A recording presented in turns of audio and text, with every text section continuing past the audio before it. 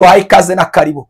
Ineza yawe niyamamare, nanjye unkozeho ikara ryaka ku munwa, ntaba ari igihe uvuga ahubwo aba ari wowe uvuga.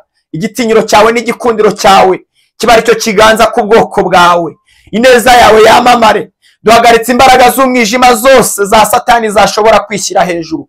Duhagaritse imbaraga Yuda wari ugiye kugambanira, aramubaza ati mwigisha ninjye? Aramusubiza ati wakabimenye. Imana ishimwe cyane.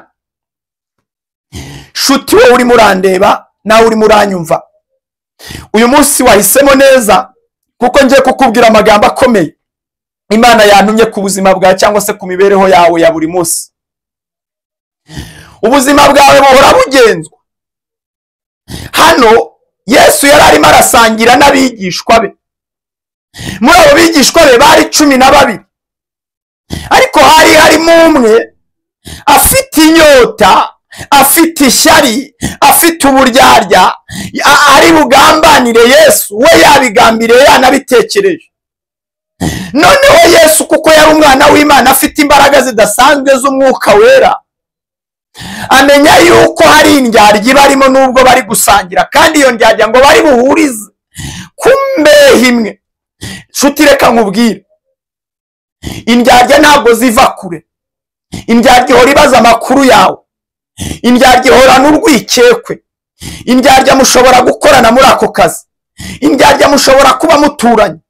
Ariko uyu munsi unyemerera Imana ihishura indyarya ku buzima bwawe, ndetse ikura indyarya mu mibereho yawe. Ndagira ngo nkubwire, muri ubwo buzima bwawe, muri iyo mibereho yawe, hari inshuti z'indyarya zirimo, ariko wowe ntabwo wazimenya.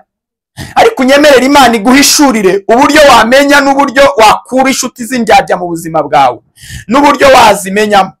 Uyu munsi Imana iraguhishurira indyarya zigenda ku buzima bwawe. Uyu munsi unyemerera Imana iguhishurire indyarya zigenda muri iyo business yawe. Uyu munsi unyemerere Imana ibashe kuguhishurira indyarya mukorana muri ako kazi zitakwishimiye. Uyu munsi unyemerera Imana iguhishurire indyarya muturanye aho utuye muri iyo karitsiye, zituma utabasha gushika ku mugisha wawe, zituma utabasha gufata umugisha wawe ngo ubashe nawe kunezerwa. Yesu ashimwe cyane. Imana yo mu ijuru ibashe kuguha umugisha. Ngo uhaye ikaze rero, ngo uhaye ikaze hano kuri Team of God TV. Ngewe tugiye kuganira, nitwa Prophet Alex. Uyu munsi tugiye kuvuga ku ijambo ry'Imana. Uyu munsi ushobora kwibaza ngo ubuhanuzi bw'uyu munsi bw'iyi tariki ni ubuhe, cyangwa se buravuga kuki? Ihangane gatoya nze nkuramburire neza ubuhanuzi bw'uyu munsi ubwo tugiye kuvugaho, cyangwa se hishurirwa Imana yampaye, kugira ngo tubashe kuganira neza ku ijambo ry'Imana. Imana ishimwe cyane rero. Nguhaye ikaze mbanje kukwiyegereza. Niyegereje wowe uri mu ce zitandukanye z'igihugu cyacu, mu ntara zitandukanye, mu turere dutandukanye, ariko ukaba ukurikirana Team of God TV. Nguhaye ikaze nawe uba mu bihugu by'amahanga, aho waba uherereye hose ukaba wumva ururimi rw'Ikinyarwanda. Nawe nguhaye ikaze. Imana yo mu ijuru iguha umugisha. Warakoze kudukurikirana, ndetse waranakoze gukora subscribe hano kuri Team of God TV. Imana ishimwe cyane. Kuba warakoze subscribe ni inkunga ikomeye cyane, ni inkunga ikomeye cyane waduhaye. Imana yo mu ijuru rero iguha umugisha. Imana yo mu ijuru ikwishimire. Imana yo mu ijuru igihora ikwibuka nawe ibyo wakoze. Imana izabigukubire inshuro nyinshi cyane. Rero mwebwe mudahema kudukurikira uko bwije nuko bukeye. Uyu munsi ni tariki 29 ukwezi ko kwa gatandatu, umwaka wa 2025 nk'ibisanzwe. Imana ishimwe cyane. Uyu munsi rero tugiye kuvuga, ngiye kukwereka cyangwa se ngiye kukubwira ihishurirwa Imana yampaye, uburyo wabigenza, uburyo wasengamo, icyo wakora kugira ngo umenye indyarya ziri mu buzima bwawe, ndetse izo ndyarya zikava no mu buzima bwawe. Imana ishimwe rero. Ntujye kure, ndagira ngo tuvuge uburyo wamenya indyarya ziri mu buzima bwawe, n'icyo wakora kugira ngo indyarya zive mu buzima bwawe, zigende. Kuko nubundi usibye kukuganisha kuri Satani, usibye kwamazi gucumuza, usibye kwamazi gushyira mu bibazo, abo ngabo ntago ari inshuti, ari inshuti z'umugisha. Rero hari igihe ugira inshuti mbi ukaba mu kigare kibi, bigatuma nawe imigisha yawe babasha kuyimira, ndetse bigatuma nta rwego ubasha kurenga ngo nawe ubashe gutera imbere. Unyemere rero uyu munsi ubu buhanuzi Imana yampaye cyangwa se iki cyigisho tugiye kwigana, unyemerere ugikurikire. Imana ishimwe cyane, kandi Imana yo mu ijuru ikumpera umugisha wowe wemeye. Rero ndagira ngo aho uri uturize Imana, aho uri waba wicaye, waba uhagaze, waba uri mu modoka, waba uri muri ofisi, ndagusabye. Baherutse kunyereka icyegeranyo cyangwa se baherutse kumpa report YouTube inyereka yuko hari n'abantu mujya munkurikirana muri ofisi zitandukanye. Abantu abeshi munkurikirana mukunda kunkurikirana muri ofisi. Imana ishimwe cyane.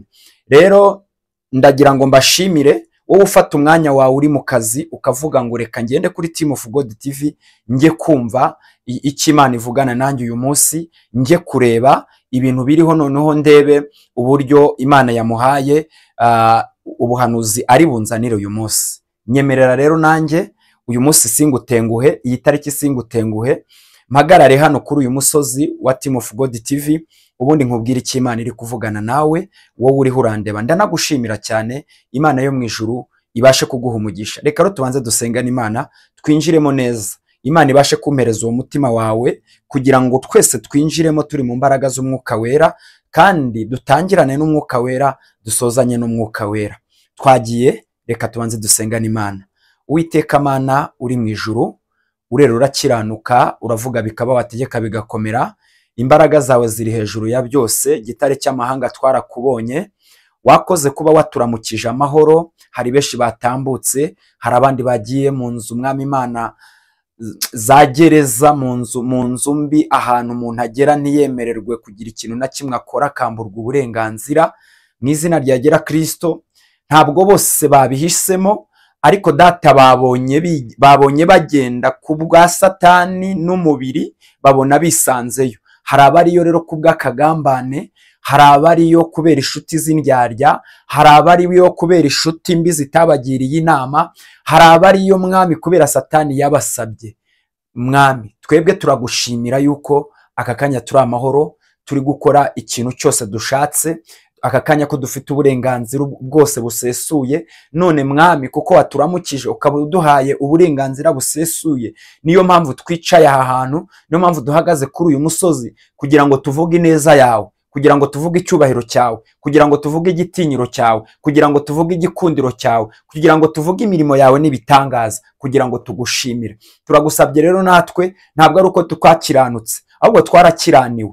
Warabirebye Mwami, mu gukiranirwa kwacu uratubabarira, utugirira neza. Warabirebye mu gukiranirwa kwacu utugirira impuhwe n'ibambe. None Mwami, uyu munsi twitekerejeho, iyi saha twitekerejeho, abakobwa bitekerejeho, abamama bitekerejeho, abapapa bitekerejeho. Mu izina ryawe ryera Kristo, n'abasore bitekerejeho. Basha kubababarira, ubashe kubagirira imbabazi. Sabiye imbabazi buri wese Mwami Imana ari gukurikirana irivuga butumwa ryawe ry'uyu munsi, aho aherereye hose. Ibyaha yaba yarakoze ibyo ari byo byose, nubwo byaba bitukura tukutuku, imyanda yose Satani yaba yaramusize, umukure mu kidendezi arimo, umukure mu makuba arimo, umukure mu bibazo arimo, umukure mu mwijima arimo, umukure Mwami Imana mu byaha, muri uriya mwambaro utamubereye yambaye, umukure muri ariya marira. Rerevo sinini yavo desato kererevo. Umuntu wese Mwami Imana abona umugisha kuri uyu munsi, umuntu wese abona ukuboko kwawe, umuntu wese abona ineza yawe, umuntu wese Mwami Imana yumva ijwi ryawe, umuntu wese Mwami Imana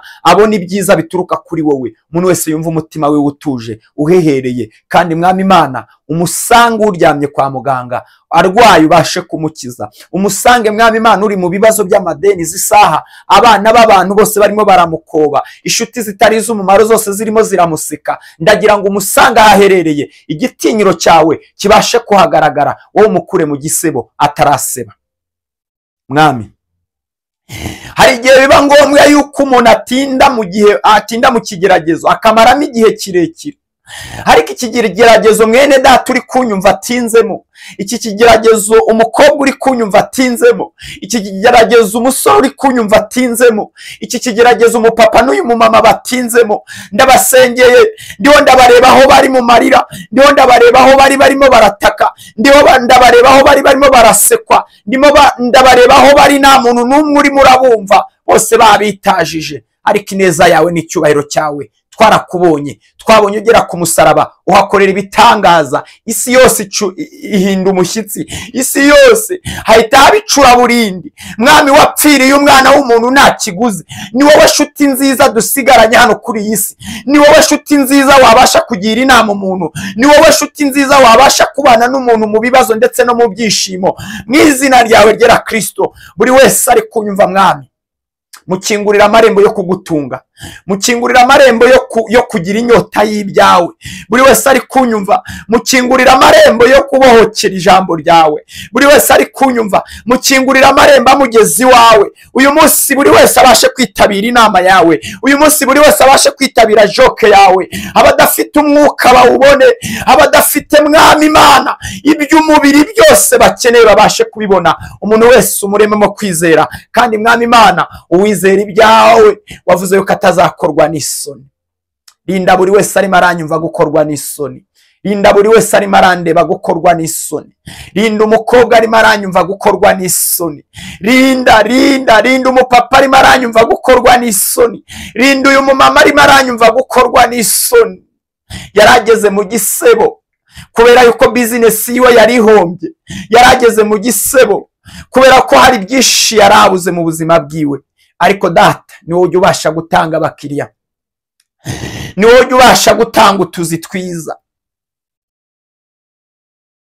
ni wowe ubasha gukiza amarira, ni wowe ubasha gukura umuntu mu bibazo, ni wowe ubasha gukura umuntu mu makuba. Buri wese Mwami Imana mushyize mu kidendezi cy'amaraso y'umwana wawe yaviriye ku musaraba ari we Yesu Kristo. Uyu munsi ndyarya nka Petero ziri mu buzima bw'abantu. Lerevo sinini yavo destato kererevo mini destai. Wowe uri muranyumva uyu munsi Imana iravugana nawe, wowe muranyumva uyu munsi Imana ivuganye nawe. Indyarya ziri mu buzima bwawe zirahunga, indyarya ziri muri business yawe zirahunga, indyarya ziri muri ako kazi mukora mwese zirahunga zive mu buzima bwawe.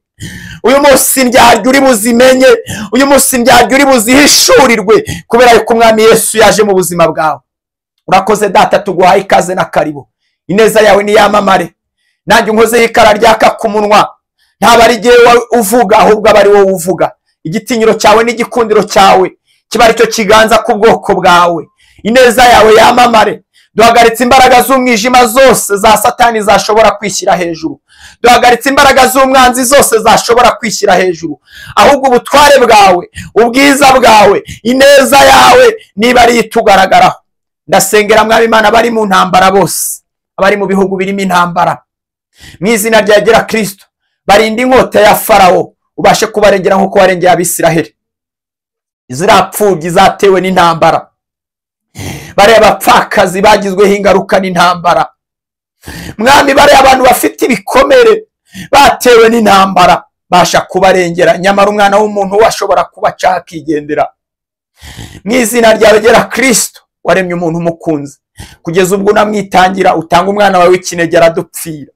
Ongera Mwami Imana witangire buri wese arimo aranyumva, abona ubutware bwawe.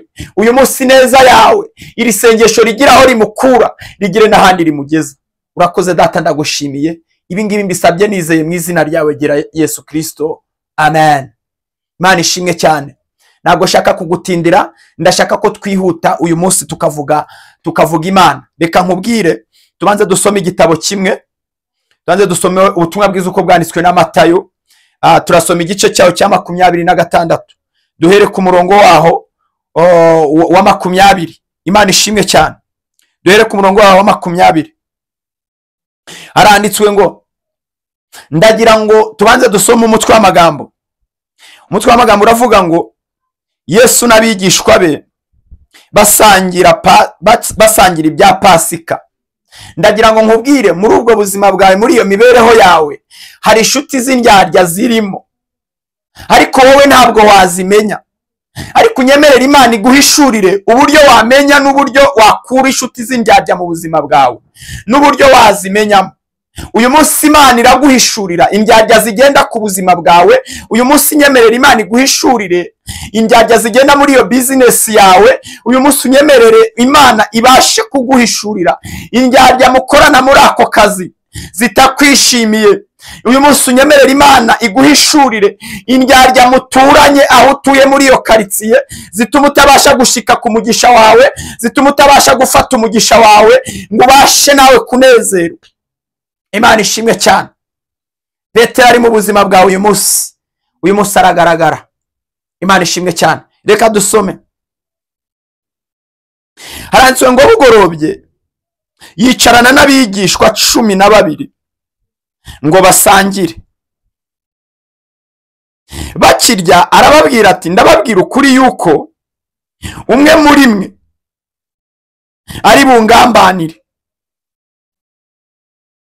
Barababara cyane, baherako bamubaza umwe bati, mwami ninjye?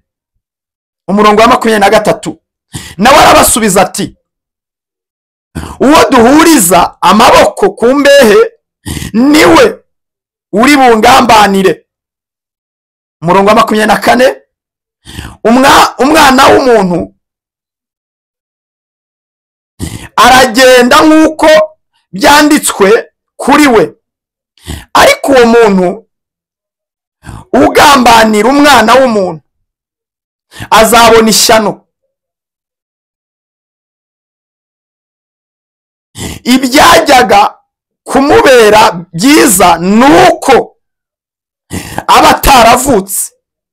Umurongo wa 25 Yuduwo wari ugiye kugambanira aramubaza ati, mwigisha ninjye? Aramusubiza ati, wakabimenye. Imana ishimwe cyane. Shuti wowe uri murandeba, nawe uri muranyumva, uyu munsi wahisemo neza, kuko ngiye kukubwira amagambo akomeye Imana yantumye ku buzima bwawe cyangwa se ku mibereho yawe ya buri munsi. Ubuzima bwawe buhora bugenzwa. Hano Yesu yari arimo arasangira n'abigishwa be. Muri abo bigishwa be bari 12, ariko hari harimo umwe afite inyota, afite ishyari, afite uburyarya, ari bugambanire Yesu. We yabigambiriye, yanabitekereje. Noneho Yesu kuko yari umwana w'Imana afite imbaraga zidasanzwe z'umwuka wera, amenya yuko hari indyarya barimo nubwo bari gusangira, kandi iyo ndyarya ngo bari buhurize ku mbehe imwe. Nshuti reka nkubwire, indyarya ntabwo ziva kure. Indyarya ihora ibaza amakuru yawe, indyarya ihora n'urwikekwe, indyarya mushobora gukorana muri ako kazi, indyarya mushobora kuba muturanye. Ariko uyu munsi unyemerera Imana ihishura indyarya ku buzima bwawe, ndetse ikura indyarya mu mibereho yawe. Uyu nguyu Petero yaje gukomeza koko ashyika ku mugambi wiwe, ariko Yesu yari yamubwiye ngo wakabimenye yuko ari wowe uri bungambanire. Ese wagize ngo indyarya zikuzi? Niyo uzibwiye ngo ni wowe uzi ibyanjye, ni wowe wamvuze, ni wowe wagiye kungambanira ngo ufungwe, ni wowe wangambaniye ngo rino soko sinditsindire, ni wowe uri murangambanira ngo nirukanwe muri aka kazi, wagize ngo nibaba babizi, baba bari iruhande rwawe. Rimwe na rimwe iyo binabibabwiye ntabwo bemera, baranga. Ntabwo bemera yuko aribo bari bukugambanire, ntabwo bemera yuko aribo bari bukugirire nabi. Shuti y'Imana, ndagira ngo nkubwire ikintu kizagukuraho indyarya ku buzima bwawe. Mana ishimwe cyane. Ubundi muri ubu buzima, iyo uri successful cyangwa se ufite ibintu ugaburira abantu cyangwa se uhereza abantu, bigituma abantu bakuza, yaba ubwenge cyangwa se ibintu bifatika gutya mu buryo bw'umubiri cyangwa se no mu buryo bw'umwuka. No mu bahanuzi indyarya zirimo, no mu bapasiteri indyarya zirimo, mu baprofeti indyarya zirimo. Ndagira ngo nkubwire ngo ahantu hose indyarya zirimo. Mana ishimwe cyane. Muri iyo korari uririmba indyarya zirimo, aho ngaho usengera indyarya zirimo. Ntabwo indyarya iva kure yawe. Ibibazo byose uhura nabyo 90% ubiterwa n'inshuti yawe mwiriranywa, n'inshuti yawe mugendana. Ariko dore kizatuma indyarya ziva ku buzima bwawe, dore kizatuma indyarya ziva ku mibereho yawe. Ndagira ngo dute dusengana Imana. Imana ishimwe cyane. Reka mbanze ngusomere igitabo cy'Itangiriro reka dusome igitabo cy'Itangiriro igice cyaho cya 12 umurongo wa 3 gusa, ubundi ngaruke ndagira ngo wumve uko Kristo yabwiye umukozi w'Imana arimo aramutuma i Kanani. Imana ishimwe cyane. Ndagira ngo dusengane Imana.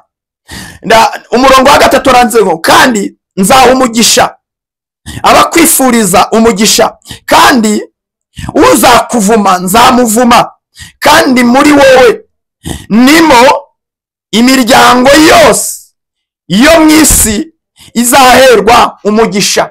Imana ishimwe cyane. Uko niko Yesu yasezeranyije abo yatumye. Imana ishimwe cyane.